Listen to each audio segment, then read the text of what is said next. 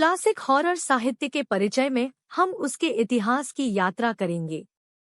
यह साहित्य भूतपूर्व कथाओं और रोमांच से भरी हुई है।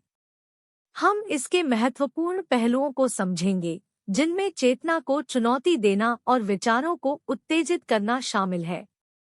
इस खंड में हम क्लासिक हॉरर साहित्य की विशेषताओं पर ध्यान देंगे और उसके महत्व को समझेंगे।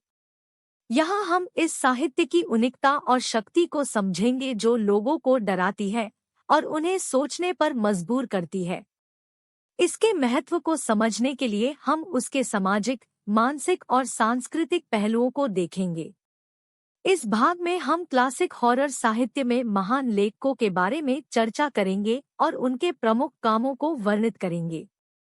हम उनकी रचनाओं के माध्यम से उनकी सोच और विचारधारा को समझेंगे, जो इस साहित्य को विशेष बनाती है। इन लेखकों के काम से हमें भूतपूर्व कहानियों की गहरी दुनिया में ले जाने का अनुभव होगा। इस भाग में हम कुछ प्रमुख क्लासिक हॉरर कहानियों की गहरी जांच करेंगे और उनकी विशेषताओं पर विचार करेंगे। हम इन कहानियों के मनोहारी प्लॉट, भयानक वातावरण और चरित्रों की विशेषताओं को समझेंगे और उनका विश्वास करेंगे। यह अध्ययन हमें इस साहित्य के महत्वपूर्ण हिस्सों को समझने में मदद करेगा।